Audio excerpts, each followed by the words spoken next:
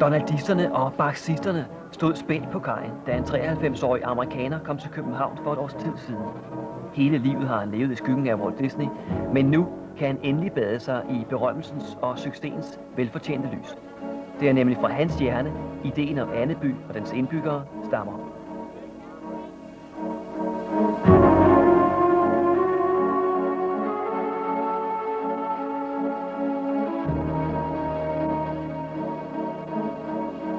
Hans kultstatus er en realitet, hans fanskare er stigende, og vi kom i audiens hos mesteren. They weren't easy stories to write. They required a lot of hard work. Se interviewet med Carl Barks på TV Åben.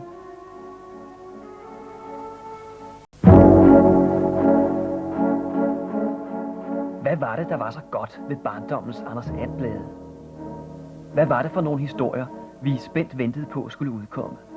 Hvilke af dem husker vi stadig, og hvorfor bliver man aldrig for gammel til at læse dem? Det var historierne med Anders, ungerne, fætter Højben og onkel Joachim. Det var de korte tissedes historier, stramt og effektivt fortalt, og det var de lange eventyrhistorier, hvor vi åndeløst fulgte med til glemte kulturer i verdens afkroge og fik klassiske legender og sagn fortalt på en måde, så vi aldrig glemmer det. Det var tydeligt, at der stod en bestemt talentfuld kunstner bag historierne. På forsiden af bladene stod Walt Disneys navn, men han havde intet med disse eventyr at gøre. Manden bag dem var en hønsefarmer fra San Jacinto, Carl Barks.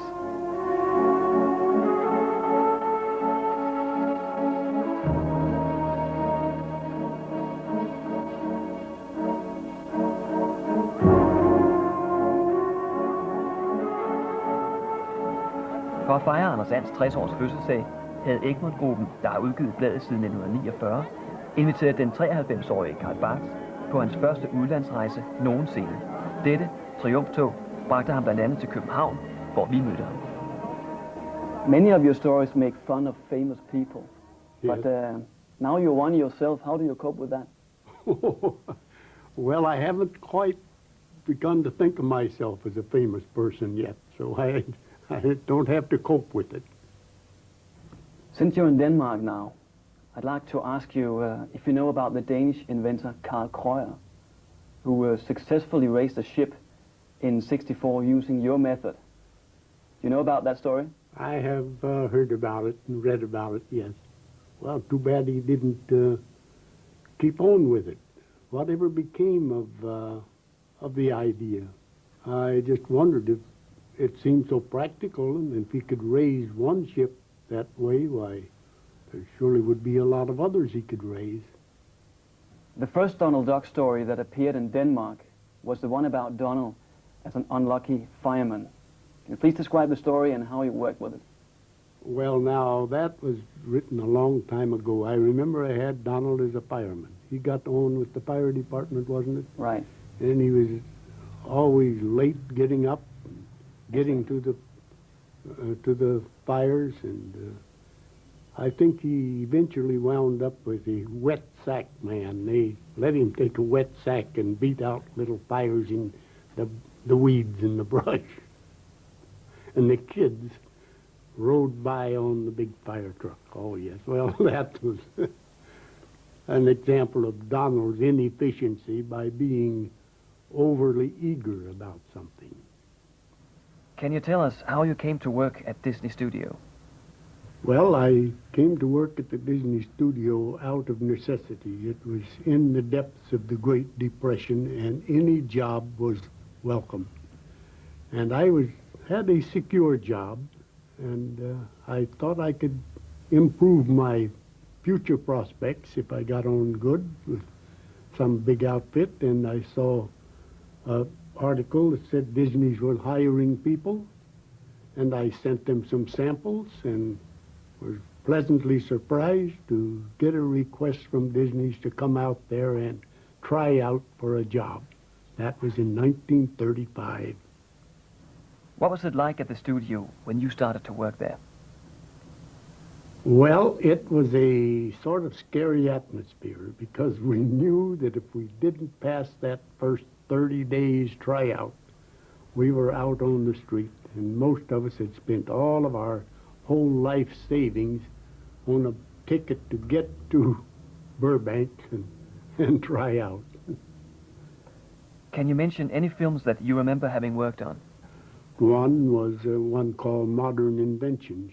That was only about the second or third short that they made with with Donald Duck himself. What did you work with specifically at the studio when you passed the test? Well, I did what all the others did. I went into doing in-between work, as they call the animation fill-ins, where the animator draws a pose in which a character is in one position and then another extreme where he's in another position, but all the way in between at the rate of, if it's on a beat of 8 to the 8 beat, I think they call it. That means 8 drawings have to be put in between each of those extremes, and the in-betweeners put those drawings in. Then gradually you came over to the story department. Well, gradually is one way of saying it. I was just about to be fired, I think, from the animation department, but I turned in a real good gag, and Walt liked it very much, and it suggested I get over to the story department and work over there. How did you feel Walt's presence at the studio? All of us, especially us newcomers, were scared to death of him. But he was a guy who was in a position of needing good artists, and so he was willing to stretch a point or two to give us time to get ourselves adjusted. We didn't realize it, but he was a pretty darn good guy to work for. You stayed on with Disney for some years, and then you left the studio. Why? Well, the reason I left Disney's was because the war was on, and we were no longer making these shorts with Donald and the ones that were fun to make. They were starting with our Duck unit to make educational films for the Army. And the air conditioning in this big new studio he had built in Burbank was really tough on my sinuses. I had allergies all through the middle years of my life, and I finally decided if I was ever going to survive until the war was over, I'd better get out of that studio. So I left one Friday night and never came back. But then you got into comics. How did that happen? Well, I had helped to draw one of the stories for a thing called Pirate Gold, the long feature story for Western Publishing. And I had come to realize that I was well adapted to work on comic book material. And so when I got out of Disney's, although I planned to raise chickens for a living or something to be sure I had an income, I was hoping to get some work with Western Publishing, and got word from one of the people at Disney that they would like me to see if I could work for the comic books. What's the main difference between the comic book and the film? The main difference is that you don't have to draw 10,000 drawings to show the ducks move from one area to another. How did Donald start to develop in your stories? Well, he developed out of necessity, because writing stories of 10 pages with enough material to hold a person's interest, you couldn't just have a bunch of pratfalls and squawks and fights and things. It had to have a plot with some meaning to it. And so I just had to change the duck to fit whatever situation was around. It was something that called for him to be a kindly person for a little while. Why, I would make him one. But no one ever doubted that it was still the same duck. Oh, I had to keep reminding them once in a while when I had made a whole bunch of stories in which Donald was behaving in a good, civilized manner. I had to create some situation where he could blow off some steam. Can you please describe Donald Duck as a character? Donald Duck's character? Yes. Oh, he is so many types of characters. That might say that he is just a soft piece of clay that can be modeled into any condition you want him to be in. Any kind of character. He can be mean, or he can be a soft, stupid guy, or just a clown. Many times I've analyzed it and thought what I'm working with is this cast of characters. I'm like a stage director. And I've got a bunch of characters. I've got the heroine, and I've got the star, and I've got the menace, and all those things. Donald was just one of the guys who was sometimes a star and sometimes a supporting actor. The kids were supporting actors, and sometimes they were stars, and just depended on the little play I wrote. Those stories can be considered little theatrical plays. A character like Gladstone started out as just a rival to Donald, and then he became so incredibly lucky. Well, that is just something that developed as I was using him. I found that I made him more obnoxious by making him extremely lucky. The Beagle Boys suddenly appear with shovels and buckets. Well, we need something like that in the Scrooge stories. You can't just have all that money and not have anybody trying to take it away from him. And the Beagle Boys were a comical menace. They were a very efficient bunch, but they always bungled the job one way or another. And I made them that way just because it was ridiculous, I would say, that people could go around with their criminal badges on their masks and their prison numbers and just mingle in with Duckburg society. Oh, it was an outrageous situation. Why don't they get caught more often? Well, whenever they get caught, why, there's no room in the jails for them. So they're put back out on the street. And whenever they do get convicted of a crime, why, they're paroled in a very short time. That's the American system of justice. What about Gyro Gearloose? He came in as an accidental character and stayed on. Well, Gyro Gearloose came on as, because I wanted an inventor. All comic strips I had ever seen that were successful had an inventor at one time or another who made up some crazy invention.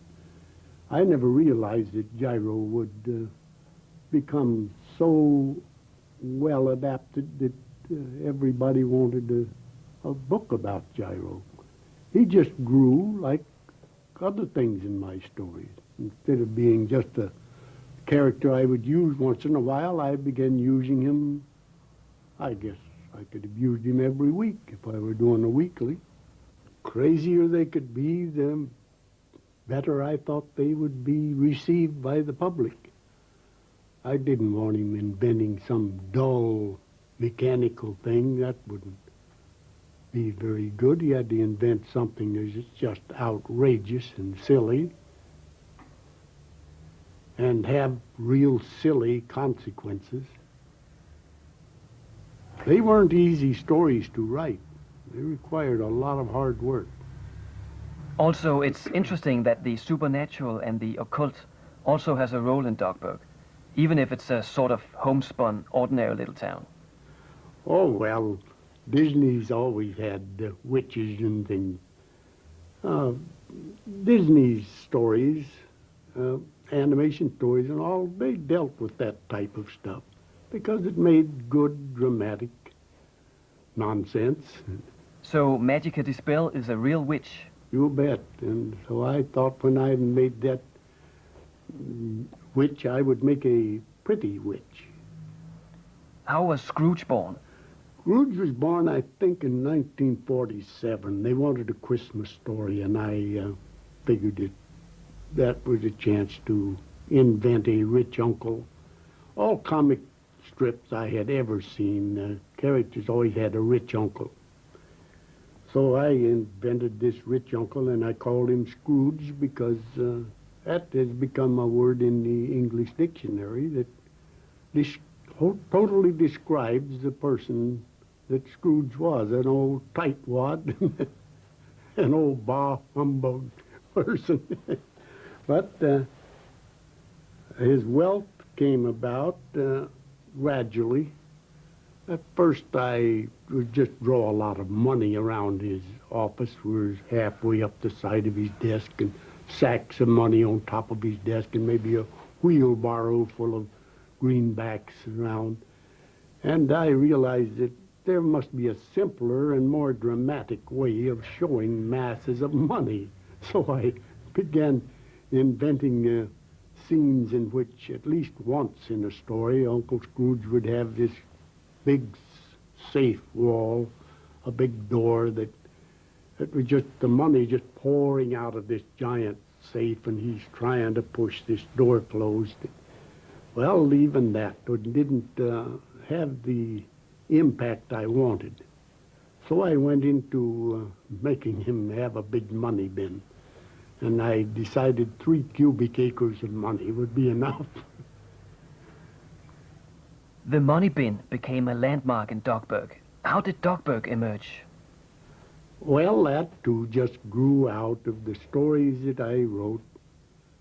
I would have one character who lived in one part of the town say something about his part of the town or something. I can't remember, but anyway, it just grew. You did change characters like Huey, Dewey, and Louie quite a lot, in terms of them being just mischievous brats, and then they changed into becoming those Boy Scouts. Well, that too came about. I found that they were more interesting.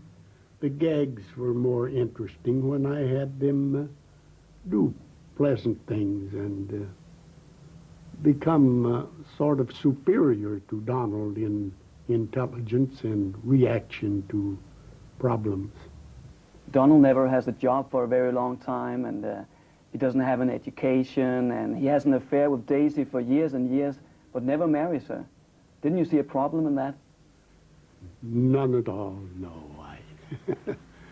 I would have found it very hard to handle Donald if he had some workaday job in which he always had to be at the office or at the boiler plant or wherever he was working, perhaps at a garbage collector, more suited to his type of abilities.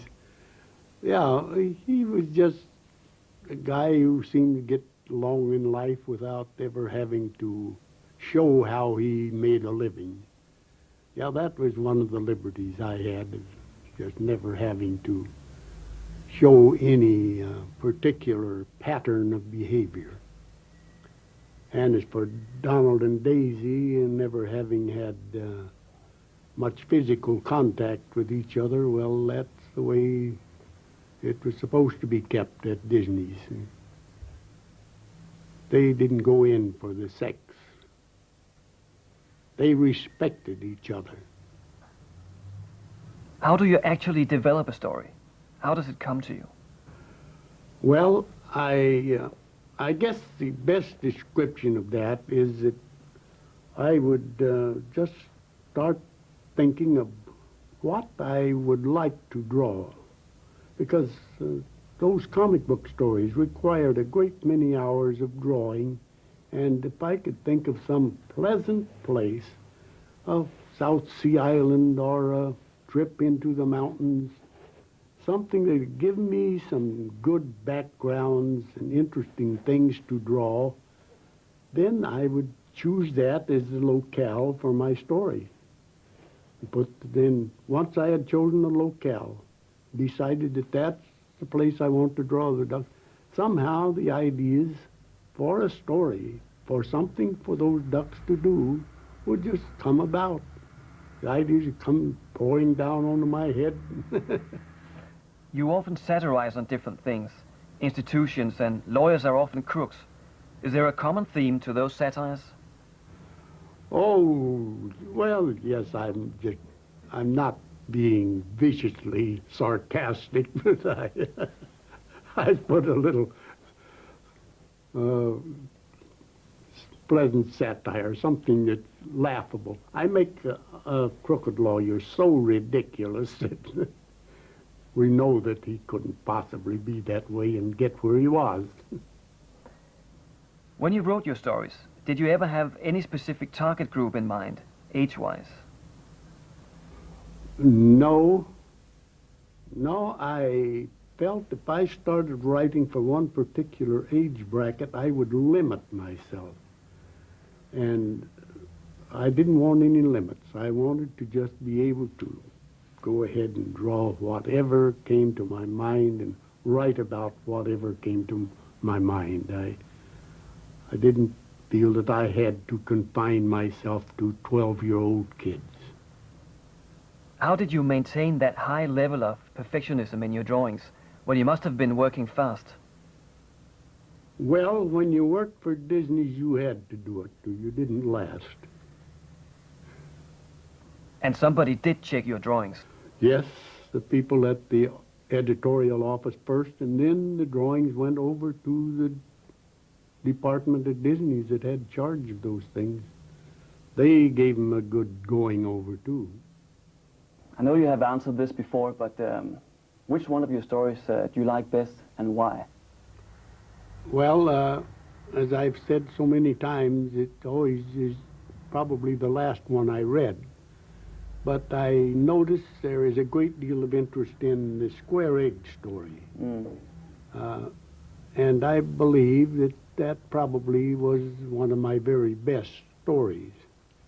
The technical construction of the story was just about as good as a person could get. I had my running gags all coming at the right time, and the locale was extremely interesting, and I had a very good subject and didn't stray off the path while I was writing that story, and the drawing was interesting to do, so it turned out to be practically perfect.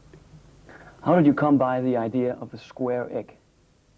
Well, I guess it came about through the fact that all of my life I'd heard about square eggs at different times. It was a joke. And I was just searching for ways of getting the ducks into some sort of adventure, and I happened to think of, well, someplace in the world there might be some square eggs that they could go look for. How did you get the idea for the story in which Scrooge's money is scattered all over the country? Oh, I don't know. That is just one of those ridiculous situations that just cropped up in my head, and I had this cyclone come along and pick up his money and scatter it out, which of course is an impossibility. But as I developed that, I began realizing, well, here I've got this classic situation in which everybody in the world has got enough money that they don't have to work. So I exploited that position. And and then old Uncle Scrooge and the three little nephews, they're the only ones who were producing anything in the way of food or the necessities. So the money all came back. That story is used in economics classes around universities and places. Well, I wouldn't wonder, because it is one of the basic lessons we learn in trade. You've got to give something and in order to get something back. You did a Mickey Mouse story once called The Riddle of the Red Hat. I have so little recollection of that story. I can't remember whether they sent me a synopsis of it from the office or whether they just asked me to draw one from scratch. I can't remember. It wasn't one that I was ever extremely proud about. It was a spy story, of course, in the beginning of the war. I felt that I did an acceptable job of drawing Mickey and Minnie, but it wasn't my cup of tea. You once ran into some trouble because of some drawings in a story called Dangerous Disguise. Oh, yes. Well, that was because I drew human characters to work with the ducks. And oh, I enjoyed drawing those human characters very much, especially the one pretty girl in there who was a super spy. Oh, it was a great deal of fun, but although they used the story, they sure told me not to ever do that again.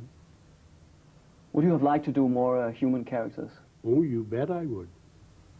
But you never had the chance? No, I never had a chance, and I thought if I ever developed a strip of my own, it wouldn't be funny animals, it would be with human characters. Did you ever do a story that you censored yourself? Yes. What kind of stories it's would that pretty be? darned easy to get into situations where I had to stop and think as to whether I was getting over the line, where Disney's would censor it if I didn't. What line could that be? Well, it all depended. Violence, I guess, was the first thing to look for. Things couldn't get too mean, and we couldn't go into anything sexy or risque or vulgar. Just had to watch those things. Was that difficult? It was difficult, yes. In many of your stories, you use specific events in the history of our world and our past. Do you want to be a teacher in those stories? Oh, no. No, heavens, no. No, I didn't want to be a teacher. But I did like to kind of remind people in my stories that something important happened, and they should remember it, because the ducks had gotten themselves in a situation where they had to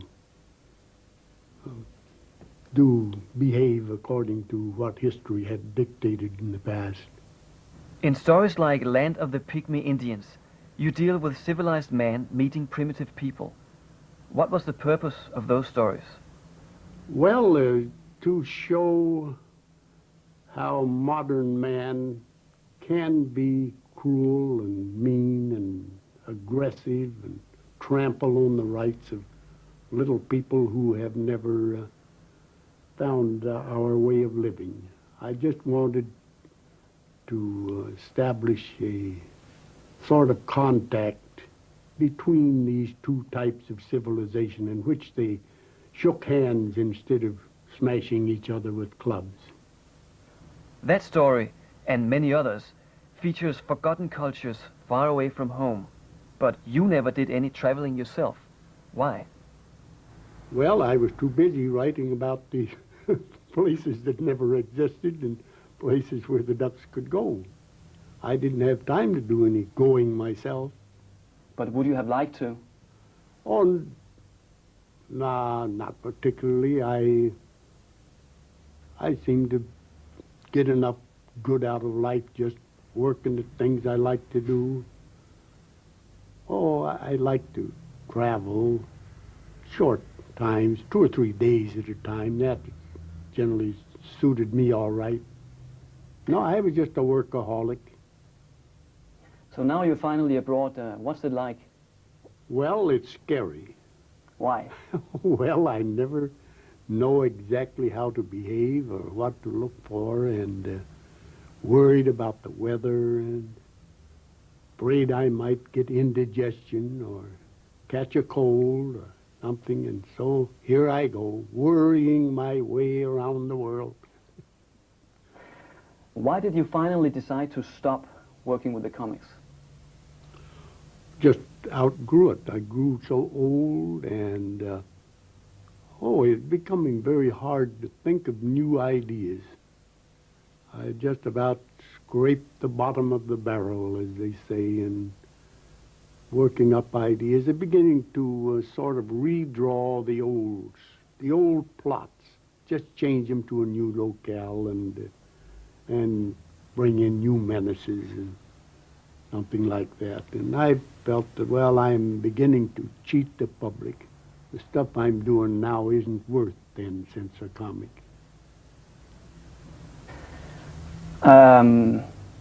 Your comic art has, during the last 15 years or more, enjoyed more success and recognition than any other in your field. What do you think is the reason? Oh, I can't analyze that, because